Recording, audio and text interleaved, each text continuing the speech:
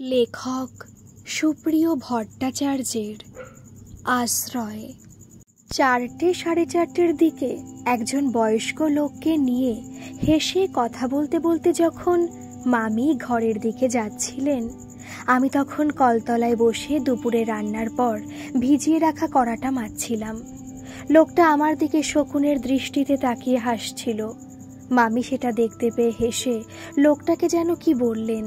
লোকটাও হেসে আমার দিকে তাকিয়ে অসভ্য ইঙ্গিত করে মামির সঙ্গে ঘরে চলে গেল। মিনিট 5 পর মামা ছুটে এসে আমাকে কলতলা থেকে তুলে আড়ালে নিয়ে এসে এদিক ওদিক তাকিয়ে বললেন, তুই এখান থেকে পালিয়ে যা। ওই যে লোকটা গেল দেখলি না, ওর সাথে তোর মামি টাকার লোভে বিয়ে দিতে চাইছে। বিয়েটা হচ্ছে উপর উপর, আসলে তোর মামি তোকে বিক্রি করে দিচ্ছে। লোকটা আগে 2বার বিয়ে করেছিল, কিন্তু তার কোনো বউ বেশি দিন টেকেনি। একজন মারা গিয়েছিল আর একজন অন্য কোন ছেলের সাথে পালিয়ে গিয়েছিল। এই বলে আমার 2 বাহু ধরে বললেন, তোর এত বড় ক্ষতি হোক আমি চাই না। তোকে তোর মামি ডাকলে বাথরুমে যাওয়ার নাম করে পেছনের দরজা দিয়ে যেদিকে পারিস বেরিয়ে যাস। ততক্ষণ আমি ওই লোকটা আর তোর মামির সাথে কথা বলতে ব্যস্ত থাকব। তোর উচ্চ মাধ্যমিকের marksheet, admit card, voter card, Aadhaar card সব গুছিয়ে আমি একটা প্লাস্টিকের প্যাকেটের মধ্যে রেখে দিচ্ছি। তুই রাত্রিরে যেখানটায় শুয়ে থাকিস সেখানকার বাক্সের পাশে থাকবে। যখন যাবি ওটা নিতে যেন ভুলিস না। তোর মামি মনে করে তোকে না সরালে তার 2টো মেয়ের কারোরই বিয়ে হবে না, কারণ তোর সুন্দর চেহারা আর তোর মামির মেয়ে দুটো একেবারে মামির মতো। জানি না শেষ পর্যন্ত তোর কপালে কি লেখা আছে, তবে ঈশ্বরের কাছে কায়মনোবাক্যে প্রার্থনা করি তোর যেন কোনো বিপদ আপদ না হয়। যেখানেই থাকিস ভালো থাকিস। বলে মামা আমার মাথায় হাত রেখে আশীর্বাদ করে বললেন, কোনো সমস্যায় পড়লে ভয় পাবি না, সাহস করে সমস্যার মুখোমুখি দাঁড়াবি। কথাটা বলে মামা একটু মুখ বাড়িয়ে মামির ঘরের দিকে তাকিয়ে বললেন, তোর সঙ্গে এত সময় ধরে কথা বলছি, সেটা তোর মামি যদি দেখে ফেলে তাহলে আমায় আর আস্ত রাখবে না। আমি ওদিকে গেলাম, পারলে আমায় ক্ষমা করিস। বলে মামা আমার হাতে 5টা 100 টাকার নোট দিয়ে মাথা নিচু করে চোখ মুছতে মুছতে চলে গেলেন। আমি 19 বছরের অনিমা, দক্ষিণ 24 পরগনার জয়নগরে মামার বাড়িতে থাকি। যখন আমার 7 বছর বয়স তখন ডেঙ্গুতে আমার মা মারা গিয়েছিলেন। শুনেছি আমার জন্মের 1.5 বছর পর বাবা শহরে ধান বিক্রি করতে গিয়ে আর ফিরে আসেননি। সেই থেকে মামার বাড়িতে মানুষ কতটা হয়েছি বলতে পারবো না, তবে সমস্ত কাজে পটু হতে হয়েছে মামির তাড়ায়। মামির 2 মেয়ে, এক মেয়ে কলেজে পড়ে আর এক মেয়ে ক্লাস 10-এ।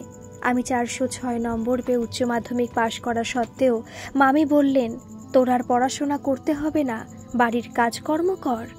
মামা যদিও বলেছিলেন কলেজে ভর্তি হওয়ার জন্য, কিন্তু মামি সেটা চাননি।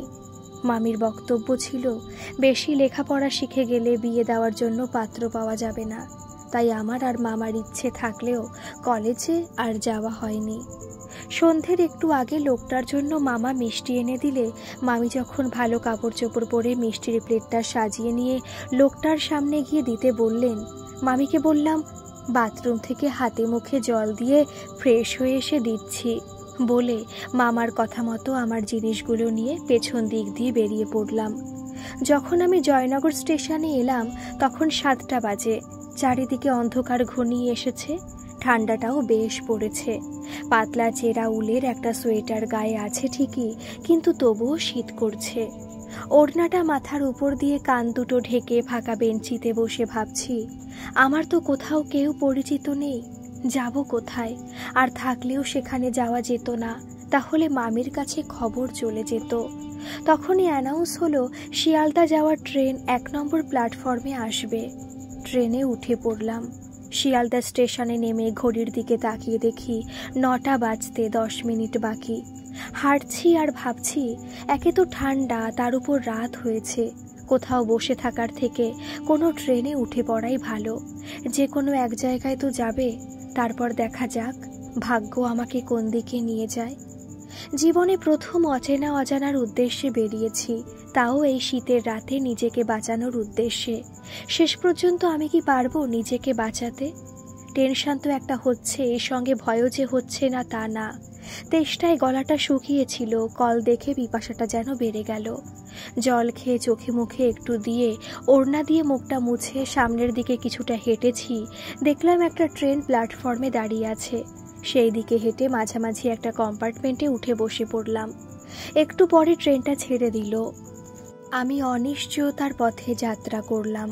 ট্রেনটা 1-1.5 ঘন্টা চলার পর যখন প্রায় সব ফাঁকা হয়ে গেল, দেখলাম আমি যেখানে বসেছিলাম তার উল্টো দিকের কোণায় একটা ছেলে বসে বই পড়ছে। আগে ভিড় ছিল বলে অতটা খেয়াল করিনি, কিন্তু ট্রেন এখন ফাঁকা। ছেলেটার চেহারা আর বই পড়ার ভাব দেখে মনে হলো একে বোধহয় বিশ্বাস করা যায়। আরও কিছু সময় তাকে দেখার পর মনে সাহস করে আস্তে আস্তে উঠে গিয়ে ছেলেটার সামনে দাঁড়ালাম। সে বই থেকে মুখ তুলে আমার দিকে তাকাতেই তাকে বললাম, আমাকে একটু সাহায্য করতে পারেন? ছেলেটা বইটা ভাঁজ করে আমাকে আপাদমস্তক দেখে বলল, কি সাহায্য বলুন? বললাম, জোর করে বিয়ে দিচ্ছিল বলে আমি বাড়ি থেকে পালিয়ে এসেছি। কাউকে চিনি না, আর এই ট্রেন কোথায় যাচ্ছে তাও জানি না। এরকম অবস্থায় আমাকে একটা নিরাপদ আশ্রয়ের ব্যবস্থা যদি করে দেন তাহলে খুব ভালো হয়। আমি উচ্চ মাধ্যমিক পাশ করেছি, কিন্তু বাড়ি থেকে কলেজে ভর্তি হতে দেয়নি। ছেলেটি সব শুনে বলল, ট্রেনের মধ্যে তো অনেক লোক ছিল, তাদের কাউকে কিছু না বলে আপনি আমাকে কথাগুলো বললেন কেন? আস্তে আস্তে বললাম, আপনাকে দেখে মনে হলো বলা যায়, তাই বললাম। বলে যেখানে বসেছিলাম সেখানে আবার বসতে যাব বলে ঘুরেছি। ছেলেটি বলল, এইভাবে বাড়ি থেকে চলে এসেছেন অথচ কোথায় যাবেন জানেন না? আপনার মা বাবা তো চিন্তা করবেন। ঘুরে ছেলেটির দিকে তাকিয়ে বললাম, মা বাবা থাকলে কি আর আমার এই অবস্থা হতো? আমি যখন ছোট তখন তারা সব মারা গেছেন। মামার বাড়িতে থেকে বড় হয়েছি। এখন মামি জোর করে একজন বয়স্ক লোকের সঙ্গে আমার বিয়ে দিয়ে দেবেন বলে ঠিক করেছিলেন। মামা আমাকে পালিয়ে আসার জন্য সাহায্য করেছেন। এবার ছেলেটা কিছু না বলে কিছু সময় চুপ করে থাকার পর বলল, দেখুন, একে ঠান্ডা, তার উপর অনেক রাত হয়েছে। অন্য কোথাও আপনাকে নিয়ে যাওয়া খুব রিস্ক, হাজারো রকম কৈফিয়ত দিতে হবে। তার থেকে যদি আপনার আপত্তি না থাকে আপনি আমাদের বাড়িতে যেতে পারেন। বাড়িতে আমি আর আমার মা ছাড়া আর কেউ থাকে না। মাও হয়তো অনেক রকম প্রশ্ন আমাকে করতে পারেন, সেই সব প্রশ্নের উত্তর কিন্তু ভুলেও দিতে যাবেন না। আমি পরিস্থিতি অনুযায়ী যেভাবে হোক ম্যানেজ করে নেব। তারপর খোঁজ খবর নিয়ে দেখি আপনাকে কোনো একটা কাজে ঢুকিয়ে দেওয়া যায় কি না। বলে ছেলেটা ব্যাগটা ওপর থেকে নিয়ে তার মধ্যে বইটা রেখে মাফলারটা বার করে কানের উপর জড়াতে জড়াতে বলল, পরের স্টেশনে আমাদের নামতে হবে। বাই দ্য ওয়ে, আমার নাম সুমন। আপনার নাম? বললাম, অনিমা দত্ত। স্কুটির পেছনে বসিয়ে কান মাথা ভালো করে ঢেকে নিতে বলে মিনিট 5 গাড়িটা চলার পর একটা একতলা বাড়ির গেটের একপাশে স্কুটিটাকে দাঁড় করিয়ে সুমনবাবু আমাকে নামতে বলে সেটা লক করে রেখে ডোরবেল বাজিয়ে আমার দিকে তাকিয়ে বললেন, মা দরজা খুললে আপনি মায়ের পায়ে হাত দিয়ে প্রণাম করবেন, তারপর যা বলার আমি বলবো। আপনি দয়া করে চুপ করে থাকবেন। সেই মুহূর্তে আমি সুমনবাবুর পেছনে দাঁড়িয়ে খুব নার্ভাস ফিল করছিলাম, কারণ সামনে আবার কাকে দেখব, তিনি আবার কি রিয়্যাক্ট করবেন, এই সব যখন ভাবছি তখনই 50 থেকে 55 বছরের একজন সাদা কাপড় পরা ভদ্রমহিলা দরজা খুলে সামনে দাঁড়ালেন। আমাকে দেখে তিনি কিছু বলতে যাচ্ছিলেন, তার আগেই আমি এগিয়ে এসে টুপ করে প্রণামটা সেরে নিলাম।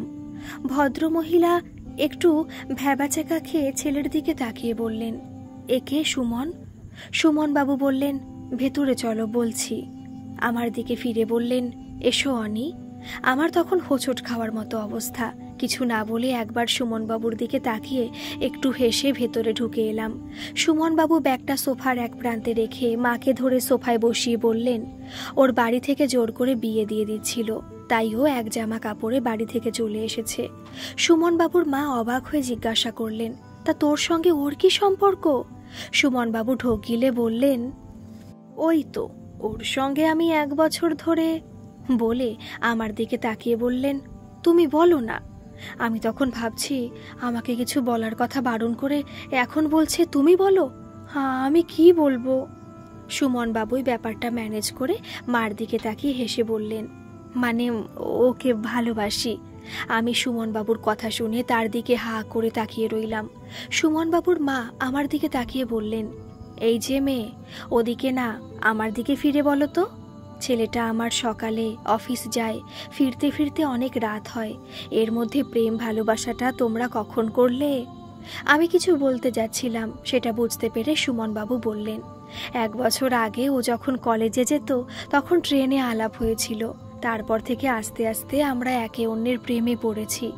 আমি সুমন বাবুর দিকে আর চোখে তাকিয়ে মনে মনে বলতে লাগলাম, এ ছেলে যখন ট্রেনে বসেছিল তখন তো দেখে একবারও মনে হয়নি ইনি এত কথা বানাতে পারেন। কি সাংঘাতিক ছেলে রে বাবা, মুখে তো কোনো কিছুই আটকাচ্ছে না। এ কি চাকরি করে নাকি কোর্টে উকিলগিরি করে? মাকে চুপ থাকতে দেখে সুমন বাবু তাড়াতাড়ি বললেন, মা 11টা বেজে গেছে, খুব খিদে পেয়েছে, আর যা যা জিজ্ঞেস করার কাল সকালে না হয় করো, এখন দুটো খেতে দাও। সুমন বাবুর মা উঠে আমার দিকে তাকিয়ে বললেন, তুমি তো এক জামা কাপড়ে চলে এসেছো, তোমাকে আমি এখন কি পরতে দিই বলো তো? এসো আমার সঙ্গে, দেখি কি করা যায়। সুমন বাবুর মা একটু এগিয়ে যেতে আমি সুমন বাবুর দিকে এসে পায়ে হাত দিয়ে প্রণাম করে বললাম, আমি আপনার এই অবদান কোনোদিন ভুলতে পারবো না। সুমন বাবু উইন চিটারের চেনটা খুলতে খুলতে বললেন, মাকে যা বললাম সেটা কিন্তু শুধু আপনাকে আশ্রয় দেওয়ার জন্য, সত্যি বলে ভেবে নেবেন না। আপনি আমার কাছে সাহায্য চেয়েছিলেন, আমি আপনাকে নিরাপদ আশ্রয় দেওয়ার চেষ্টা করেছি। এবার এই আশ্রয়টাকে নীড় বানাতে চাইলে মাকে সন্তুষ্ট করে চলুন। কাল শুক্রবার, বড়দিন, আমার সঙ্গে দোকানে যাবেন, আপনার প্রয়োজনীয় জিনিসপত্র এবং কয়েকটা জামা কাপড় পছন্দ করে নেবেন। আমি সুমনবাবুর দিকে মুগ্ধ দৃষ্টিতে তাকিয়ে একটু হেসে ভেতরে চলে গেলাম। সুমন শার্টের বোতামগুলো খুলতে খুলতে ভাবতে লাগলো, মেয়েটার চেহারাটা যতটা না সুন্দর, তার থেকে তার চোখ দুটো আর হাসিটা আরও বেশি সুন্দর। হাত পা ধুয়ে ফ্রেশ হয়ে খাওয়ার টেবিলে এসে সুমনবাবু দেখলেন তার মা হটপট থেকে ভাত তরকারি তার থালায় দিচ্ছেন, আর আমি তারই পাজামার টি শার্ট পরে লজ্জায় মায়ের পেছনে দাঁড়িয়ে নিজেকে আড়াল করার চেষ্টা করছি। সে আমার দিকে তাকিয়ে তার মাকে বলল, তোমরাও খেয়ে নিলে পারতে, রাত তো অনেক হয়েছে, তোর খাওয়া হয়ে গেলে আমরাও খেতে বসবো। বলে ওনার মা বললেন, আমার জন্য তো 2টো রুটি আছে, অনির জন্য প্রেসার কুকারে চাল বসিয়ে দিয়েছি, এক্ষুনি হয়ে যাবে। বলে ছেলের চোখের দিকে তাকিয়ে বললেন, ওর দিকে ড্যাব ড্যাব করে তাকিয়ে কি দেখছিস? তোর পাজামার জামা পড়েছে বলে? এত রাতে তো মেয়েটাকে নিয়ে এলি, একবার ভেবেছিলিস মেয়েটা পরবে কি? বলে আমার দিকে ঘুরে বললেন, সাদা কাপড় ওকে পরতে দেওয়া যায়? তাই তো ওকে তোর জামা প্যান্টের সেট থেকে এই 2টো বার করে দিলাম। বলে আবার ঘুরে ছেলের দিকে তাকিয়ে বললেন, কাল তো তোর ছুটি, তুই ওর জন্য কটা জামা কাপড় কিনে নিয়ে আসিস তো। ঠিক তখনই প্রেসার কুকারের সিটিটা উঠলে সুমন বাবুর মা সেদিকে যেতে যেতে ছেলেকে বললেন, খেয়ে গিয়ে তুই শুয়ে পড়, আমার আর অনির খাওয়া হয়ে গেলে আমরাও শুয়ে পড়ব। শোয়ার পর থেকে সারাদিনের ছবিটা যেন চোখের সামনে ভাসতে লাগলো। আমার জন্য মামার চোখের জল ফেলা, বিয়ের নামে মামির আমাকে বিক্রি করার ছক, লোকটার সেই হাসি আর নোংরা চাউনি, আবার পাশাপাশি সুমন বাবু আর তার মায়ের আমার প্রতি করা তাদের ব্যবহার কোথায় যেন বাজছে। বিছানায় শুয়ে এদিক ওদিক করছি আর ভাবছি, পাশে শুয়ে থাকা দেবীর মতো মানুষটা যিনি আমাকে এত যত্ন করে খাওয়ালেন, তাকে ঠকানো কি আমার ঠিক হচ্ছে? মিথ্যে তো একদিন না একদিন প্রকাশ পাবেই, তখন যদি উনি আমাকে বাড়ি থেকে তাড়িয়ে দেন কিংবা ঘৃণা করতে শুরু করেন, না না, সে মিথ্যে অপবাদ তখন হয়তো আমি সহ্য করতে পারবো না। তার থেকে যা হওয়ার হোক, সত্যিটা ওনাকে বলা দরকার ভেবে উঠে বসলাম। পাশে শুয়ে থাকা সুমন বাবুর মা বললেন, উঠলে কেন, বাথরুমে যাবে? না বলে বললাম, তখন সুমন বাবু আমার যা পরিচয় দিয়েছেন সেটা সত্যি না, সত্যিটা হলো। বলে আমার সব কথা ওনাকে বললাম, এমনকি ট্রেনে সুমন বাবুর সাথে যে কথা হয়েছিল তাও। সুমন বাবুর মা উঠে ঘরের আলো জ্বালিয়ে বিছানায় আমার পাশে বসে বললেন, সুমন তোমাকে তো সত্যিটা বলতে বারণ করেছিল, তাহলে তুমি বললে কেন?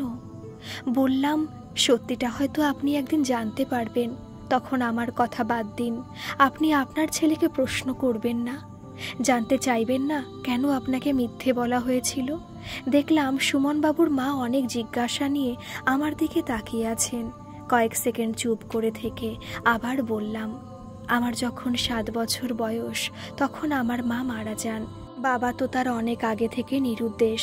তিনি বেঁচে আছেন কি মারা গেছেন আজ পর্যন্ত জানা যায়নি। মামা মামির কাছে বড় হয়েছি। মামার কাছ থেকে ভালো ব্যবহার পেলেও মামি কোনোদিন শান্তিতে দুটো ভাত খেতে দেয়নি।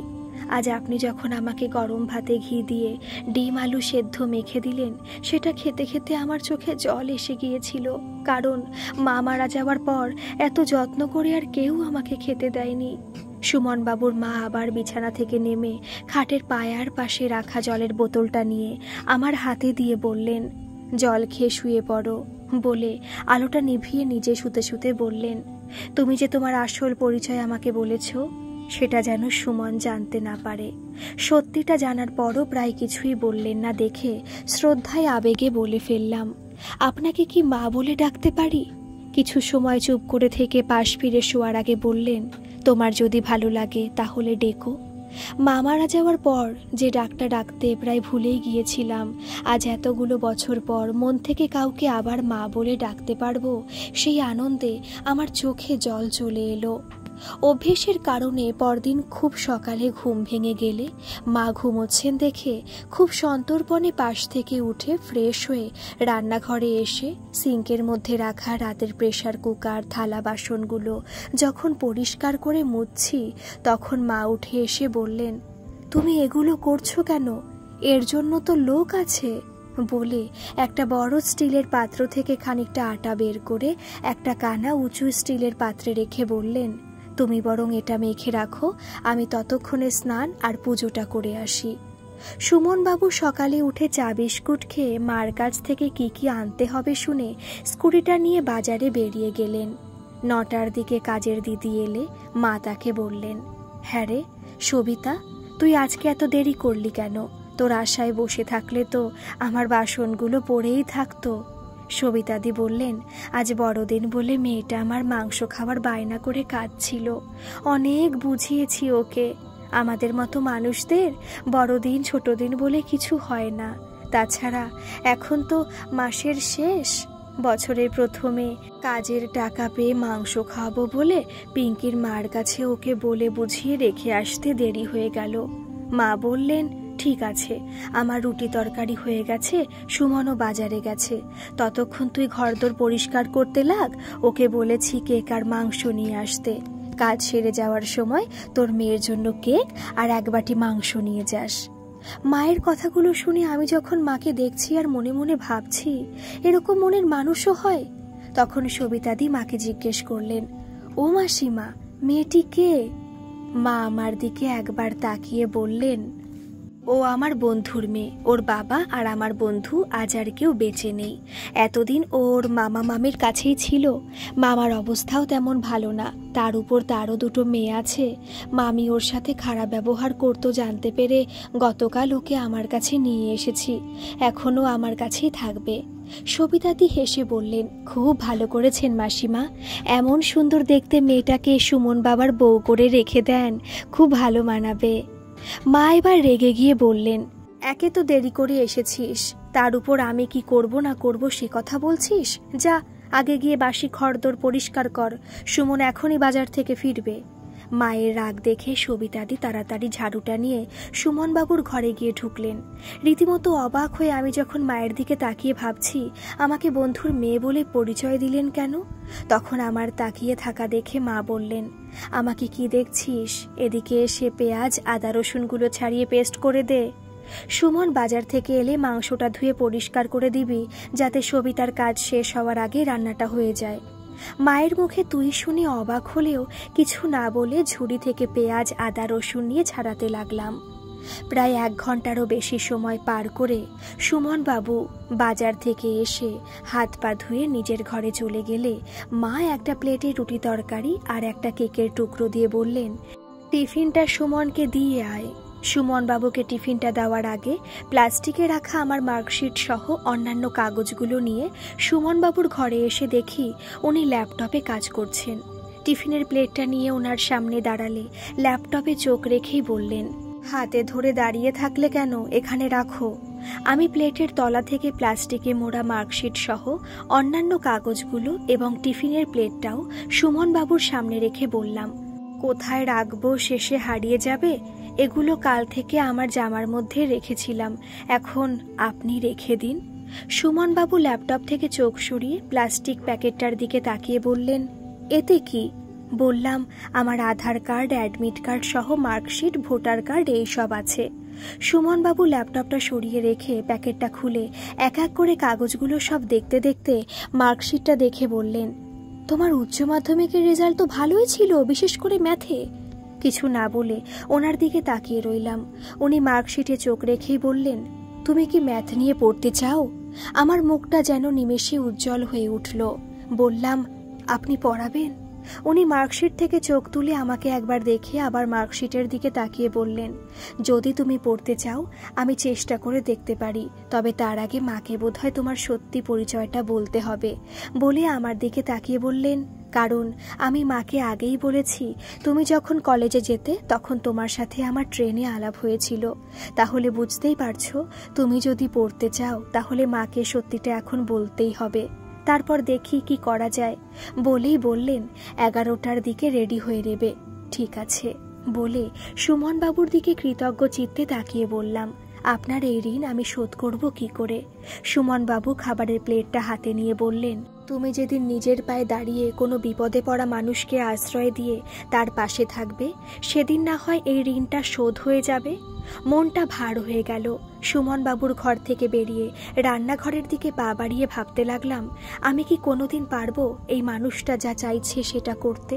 11টার দিকে সুমন বাবু যখন অনি চলো বলে ডাক দিলেন, তখন আমি রান্নাঘরে মার সাথে রান্নায় ব্যস্ত ছিলাম। সুমন বাবু ডাক শুনে মাকে বললাম, দোকানে যাওয়ার জন্য ডাকছেন। মার মাংস রান্না হয়ে গেছে। সবিতা দিকে 1 বাটি মাংস আর 2 টুকরো কেক দিয়ে আধ ঘন্টা আগে বাড়ি পাঠিয়ে দিয়েছেন।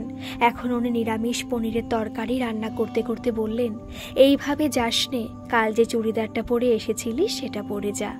ঠিক আছে বলে তাড়াতাড়ি ঘরে গিয়ে যখন চুড়িদার পরছি, তখন সুমন বাবুর স্কুটির হর্ন বাজিয়ে তাড়া দিলেন। চুড়িদার পরা শেষ করে মামার দেওয়া 500 টাকা নিয়ে চুল না আঁচড়িয়ে আবার দৌড়ে মার কাছে এসে বললাম, যাচ্ছি। মা রান্নাঘরের দরজার সামনে এসে বললেন, প্রয়োজনীয় যা যা লাগবে সেগুলো কিন্তু মনে করে নিস। ঠিক আছে বলে বাইরে দরজাটা ভেজিয়ে সুমন বাবুর স্কুটিতে উঠে বসলাম। মলে মেয়েদের জামা কাপড়ের সেকশনে এসে কাউন্টারের সামনে দাঁড়িয়ে সুমন বাবু বললেন, তুমি যে সব জামা কাপড় পরো, এমনকি তোমার যা যা লাগে তুমি তোমার পছন্দ মতো নিয়ে নাও, আমি এখানে আছি। আগে কখনো নিজের জিনিস পছন্দ করে কেনার সৌভাগ্য হয়নি, তার উপর এত বড় বিশাল স্টোরের মধ্যে ঢুকে কোন দিকে যাব যখন ভেবে পাচ্ছি না, তখন সুমন বাবু বললেন, সামনের দিকে এগিয়ে যাও, ওদিকে সব পাবে। এদিক সেদিক তাকাতে তাকাতে যেদিকে চুড়িদার ঝুলছে সেদিকে গিয়ে 1 সেট চুড়িদার সঙ্গে কিছু মেইলি জিনিসপত্র নিয়ে কাউন্টারের সামনে এলে সুমন বাবু বললেন, আর কিছু নেবে না? বললাম, এইটাই অনেক টাকা হয়ে গেছে। বলে নিজের কাছে রাখা 500 টাকা সুমন বাবুর দিকে বাড়িয়ে ধরলে উনি হাসির মতো ভাব করে বললেন, টাকাটা তুমি তোমার কাছে রেখে দাও, এই একটা চুড়িদারে তোমার হবে কি? আর একটা অন্তত নিয়ে নাও। বলে বললেন, চলো দেখি। শেষ পর্যন্ত 2টো চুড়িদার সেট, একটা চাদর এবং অন্যান্য জিনিস নিয়ে 12:30টার মধ্যে বাড়ি চলে এলাম। বাড়ি আসা মাত্র মা বললেন, কই দেখি কি কি জিনিস কিনেছিস? মা চাদর, চুড়িদার ও অন্যান্য জিনিসগুলো দেখে ঠিক আছে বলে বললেন, একটা কাপড় নিসনি কেন? বললাম, আমি তো কাপড় পরি না। মা সুমনবাবুকে ডাক দিলেন। সুমনবাবু এলে মা বললেন, ওর একটা কাপড় কিনে দিসনি কেন? মেয়েদের কাপড় না পরলে ভালো লাগে? তুই আবার যা, ওর জন্য একটা ভালো কাপড় পছন্দ করে নিয়ে আয়। সুমনবাবু বললেন, ও তো একটা চুড়িদার নিয়ে চলে আসছিল, আমি তো জোর করে আর একটা নিতে বললাম, সেই সঙ্গে শীতের কথা ভেবে চাদরটাও নিলাম। তখন অবশ্য কাপড়ের কথাটা মাথায় আসেনি। ঠিক আছে, এখন আর যাব না, পরে নিয়ে নেব। বলেই বললেন, তোমার কি রান্নার ঝামেলা মিটেছে? মা হ্যাঁ বলে বললেন, কেন? তোমার সঙ্গে আমার কিছু কথা ছিল বলে সুমনবাবু আমার দিকে তাকালেন। আমি তখন কিনে আনা জিনিসগুলো আবার প্যাকেটের মধ্যে গুছিয়ে রাখছিলাম। মা আমাকে বললেন, বেলা অনেক হয়েছে, তুই স্নানটা করে নে বলে ছেলের দিকে ফিরে বললেন, তোর ঘরে চল। রাতে মার পাশে শুয়ে জিজ্ঞাসা করলাম, সকালে সবিতাদিকে আমি আপনার বন্ধুর মেয়ে বলে কেন পরিচয় দিলেন বুঝতে পারলাম না। মা বললেন, সবিতা বিশ্বাসী হলেও বাইরের লোক, আর বাইরের লোকের কাছে সবসময় সব সত্যিটা বলতে নেই, কারণ কথার গুরুত্ব না বুঝে ভুল করেও সে যদি কখনো সেটা কোথাও বলে ফেলে তাহলে তার ভুল ব্যাখ্যা ছড়িয়ে পড়তে পারে। ব্যাপারটা বুঝতে পেরে কিছু সময় চুপ করে থেকে আবার বললাম, সবিতাদির স্বামী কি কিছু করেন না? করবে কি, সে তো নিরুদ্দেশ বলে মা বললেন, কিছু কিছু পুরুষ মানুষ আছে যারা নেশা ছাড়া থাকতে পারে না। সবিতার স্বামীও ছিল তাদের মতো একজন। সবিতা ওর লরি চালক স্বামীর সাথে প্রেম করে বিয়ে করেছিল। বছর যেতে না যেতে ওর স্বামী রাত দিন নেশা করতে লাগলো। সেই কারণে শুরু হলো ওদের সংসারে অশান্তি। এইভাবে দিনের পর দিন চলতে চলতে একদিন সবিতা জানতে পারলো সে মা হতে চলেছে। তখন সে তার বাচ্চার কথা বলে স্বামীকে অনেক বুঝিয়েছে, কিন্তু কুকুরের লেজ কি কখনো সোজা হয়?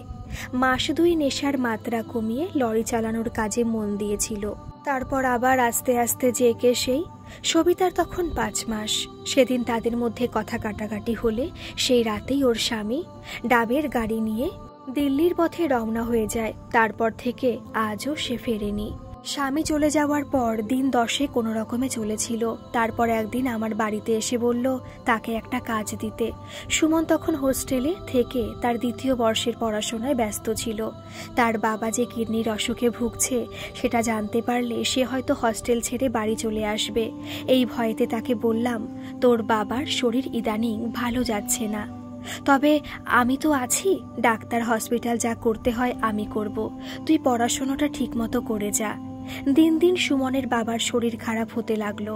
একা ডাক্তার হসপিটাল সংসার করে উঠতে পারছিলাম না। আমারও একজন লোকের দরকার ছিল। তাই সেদিন সবিতাকে দেখে বলেছিলাম, তুমি কি পারবে এই অবস্থায় রান্না আর ঘরদোর পরিষ্কার করতে? তবে তোমার একবেলা খাওয়াটা আমি দেব। ও তখন হ্যাঁ পারবে এটা বলে রাজি হয়ে গিয়েছিল। সেই 5 বছর আগে থাকতে ও আমার বাড়িতে কাজ করছে। ওর মেয়েটার বয়স এখন 4.5 বছর। তবে সবিতা খুব ভালো মেয়ে। ওর কোনো অসুবিধা হলে আমি এখনো ওকে দেখি, কারণ সুমনের বাবা মারা গেলে ও আমাদের জন্য অনেক করেছিল। সেই সময় এমন দিন গেছে ওকে বাড়ির দায়িত্ব দিয়ে সুমনের বাবার ব্যাংকের হেড অফিসে দিনের পর দিন যাতায়াত করতে হয়েছে টাকা পয়সাগুলো উদ্ধার করতে। এখন আমি পেনশনের টাকা পেলেও সুমন ওর বাবার চাকরিটা পায়নি। ব্যাংক বড়ই টালবাহানা করছিল বলে সুমন অন্যত্র চেষ্টা করছিল। শেষ পর্যন্ত ও পাশ করার 7 মাসের মধ্যেই বেসরকারি সংস্থায় একটা ভালো চাকরি পেয়ে যায়। তারপর থেকে আমি আর ওর বাবার চাকরির ব্যাপারে চেষ্টা করিনি। সবিতা আমার বাড়িতে এখন বাসন মাজা, কাচাকুচি আর বাইরের কাজ করে চলে যায়। ওর কাছেই শুনেছি ও এখান থেকে গিয়ে অন্য 2 জায়গায় রান্নার কাজ করে। মোটামুটি ওর এখন চলে যায়। বলেছি ওকে, মেয়েকে স্কুলে ভর্তি করবি যখন আমাকে বলবি। ওর স্কুলের ব্যাগ, ড্রেস, এমনকি ভর্তির ফি যা লাগে সব আমি দেব। সবিতাদির কথা শুনতে শুনতে আমি যেন আমার ছোটবেলার জীবনে ফিরে গিয়েছিলাম। সম্বিত ফিরল মার কথায়।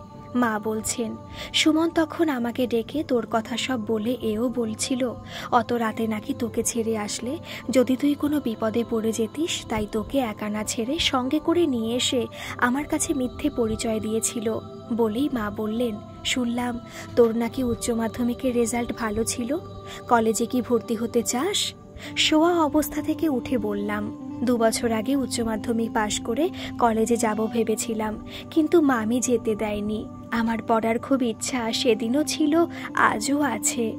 আমিও চাই তুই উচ্চ শিক্ষা লাভ করে নিজের পায়ে দাঁড়া।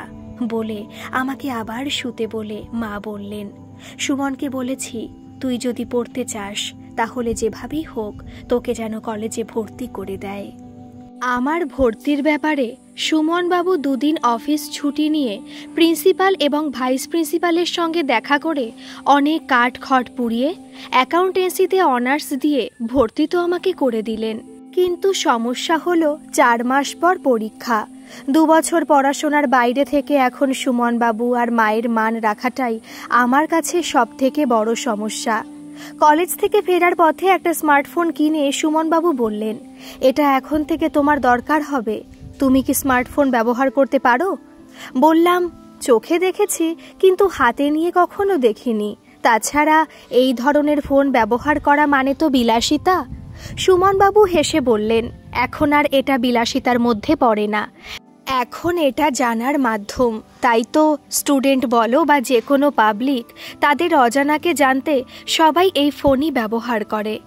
ক্যাশ মেমো সমেত ফোনটা আমার হাতে দিয়ে বললেন, এটা তোমার ব্যাগে রাখো, বাড়িতে গিয়ে কিভাবে এটা ব্যবহার করতে হয় সেটা তোমাকে আমি দেখিয়ে দেব। শুধু ফোনটাই উনি দেখিয়ে দেননি, এই 4 মাসে যখন সময় পেয়েছেন তখনই আমাকে নিয়ে বসে পড়িয়েছেন, লিখিয়েছেন, নোট তৈরি করে দিয়েছেন। অফিসে থাকলেও যখন যেটা আমার বুঝতে অসুবিধা হয়েছে সেটা ফোন করে ওনাকে জিজ্ঞাসা করে নিয়েছি, কখনো বিরক্ত হননি। আমি নিজেও এই 4 মাস রাত দিন আমার সাবজেক্টের মধ্যে ডুবেছিলাম, ফলস্বরূপ পাসটা কোনো রকমে করেছি।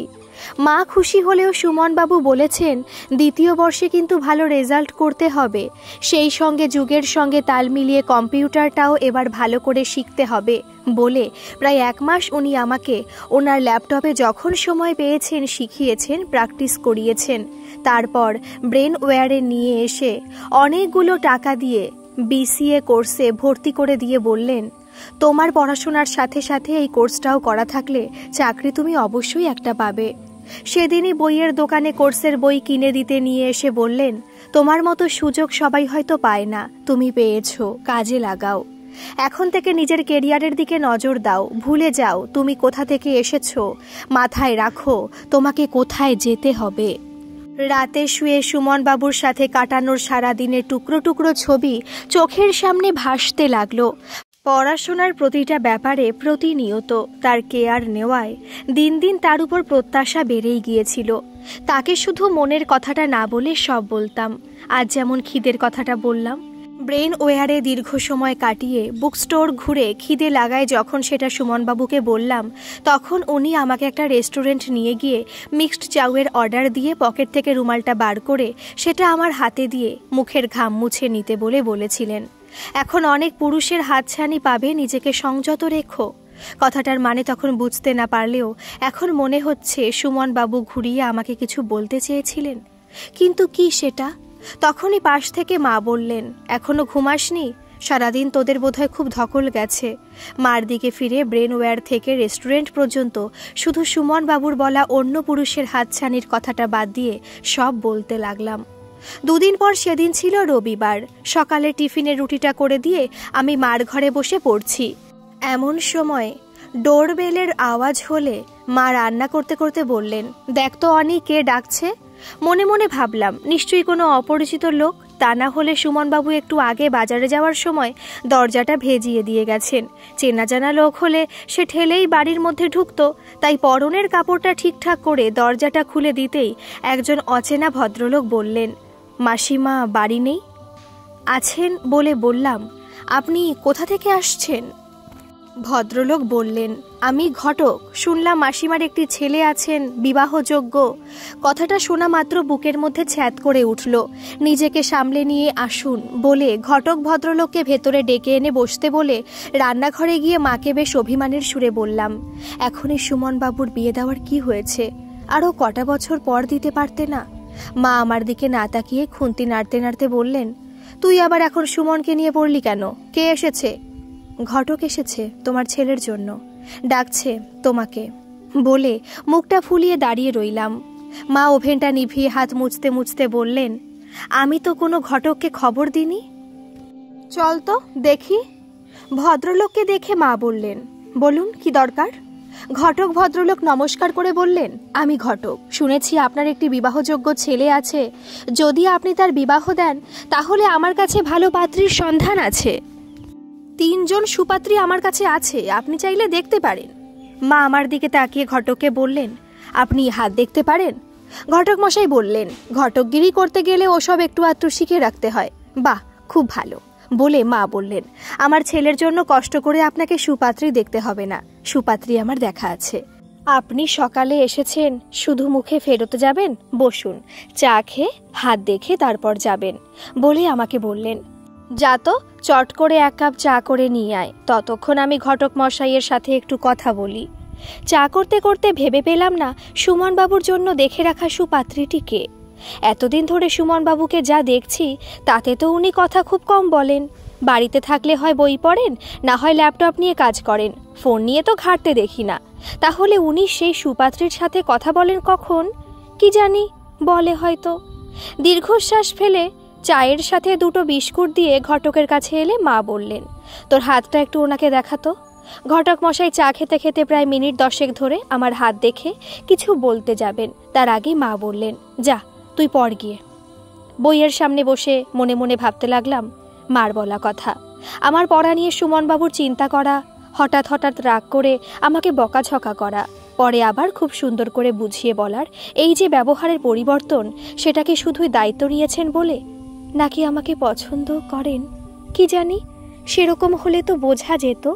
সাথে সাথে নিজের মনে হেসে বললাম, ওনার সামনে আমি গেলে কিংবা উনি আমার সামনে এলে বুঝবো কি করে? পড়াশোনা ছাড়া তো কোনো কথা হয় না। দরজা বন্ধ করার আওয়াজ পেয়ে বুঝতে পারলাম ঘটক মহাশয় চলে গেলেন। মা এদিকেই আসছেন বুঝতে পেরে পড়ায় মন দিলাম।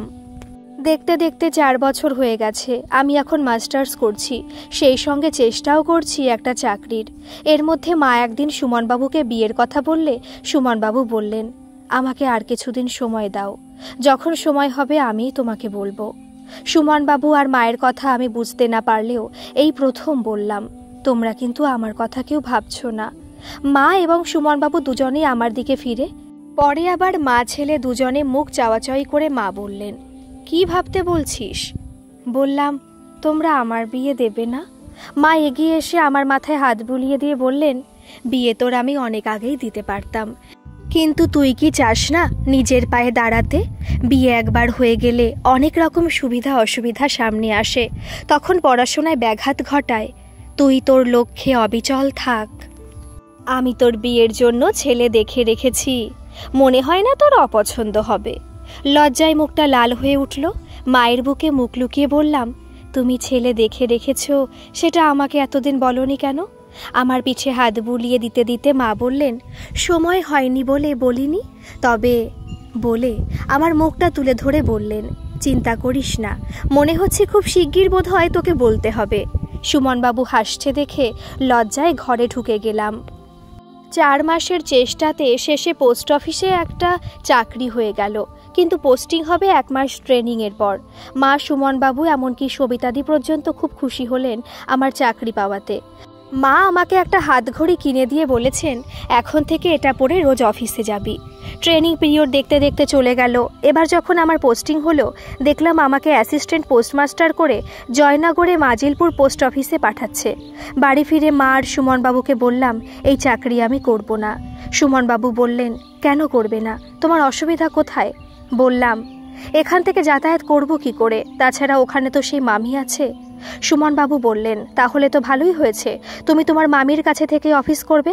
আমি আতকে উঠে বললাম, না না, ওখানে থাকবো না, মামিকে আমার বিশ্বাস নেই। মা সব শুনে বললেন, তুই জয়েন করবি কবে?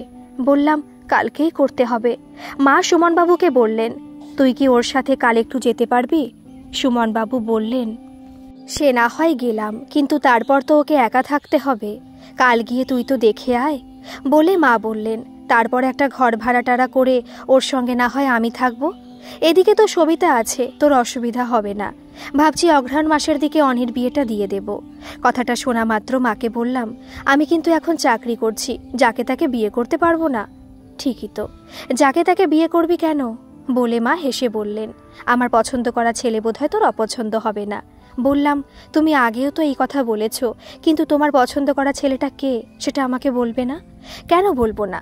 বলে মা বললেন, ঠিক আছে, পুজোর আগে কাপড় জামা কিনতে হবে তো, তখন তোকে বলবো। যদি তোর অপছন্দ হয় তখন আমাকে বলিস, তাহলে অন্য ছেলে দেখব। বলেই মা বললেন, কেন, তোর কি কেউ পছন্দ আছে নাকি? থাকলে আমাকে এখনই বল। বলবো বলে সুমন বাবুর দিকে তাকিয়ে বললাম, তবে তুমি তোমার পছন্দের ছেলের কথা যেদিন বলবে সেই ছেলে যদি আমার পছন্দ না হয় তখন আমি আমার পছন্দ বলবো। মা একটু চিন্তিত হয়ে বললেন, তোর যে কেউ পছন্দ আছে সেটা আমাকে আগে বলিসনি তো। আমিও হেসে বললাম, তোমার পছন্দের কথা আমাকে বলেছ? তাও ঠিক। বলে মা বললেন, পুজো তো আর কটা দিন পর, তখন না হয় বলিস। এখন ঘরে যা, গিয়ে জামা কাপড় ছেড়ে ফ্রেশ হ, আমি চা করে নিয়ে আসছি। সকাল 6টা ট্রেন ধরে শিয়ালদা পৌঁছে নামখানা ট্রেনে উঠে পড়লাম। সারাক্ষণ সুমন বাবু আমার পাশে থাকলেও কাল রাত থেকে আমার সাথে খুব একটা কথা বলছিলেন না। বাধ্য হয়ে আমি দুটো একটা কথা বললে উনি হ্যাঁ হু করে উত্তর দিয়ে অন্যদিকে তাকিয়ে থাকেন। ওনার হাবভাব দেখে বুঝতে অসুবিধা হয় না গতকাল আমার পছন্দের ছেলের কথা বলেছিলাম বলে হয়তো ওনার রাগ বা কষ্ট হয়েছে। মনে মনে খুব খুশি হয়েছি এতদিন পর এটা বুঝতে পেরে সুমন বাবু আমাকে পছন্দ করেন। কারণ আমি যখন মাকে বলছিলাম, তোমার পছন্দের ছেলে যদি আমার পছন্দ না হয় তাহলে কিন্তু আমার পছন্দের ছেলের কথা তোমাকে বলবো, কথাটা বলেই সুমন বাবুর দিকে তাকিয়ে দেখি সে অবাক আর অসহায় চোখে আমার দিকে তাকিয়ে কিছু যেন বলতে চাইছে। তখনই আমার যা বোঝার বোঝা হয়ে যায়। মামার বাড়িতে থাকার সময় স্কুলে যেতে আসতে অনেক রকম চোখের চাউনির সামনে পড়তে হতো, কিন্তু এ চাউনি আমি আগে কখনো দেখিনি, যেটা গতকাল আমি কয়েক মুহূর্তের জন্য দেখেছিলাম। আজ যেন খুব ইচ্ছা করছে সুমন বাবুর গা ঘেঁষে বসে মনের কথা বলতে। যতবার তার দিকে চেপে বসি ততবারই সে সরে সরে বসে।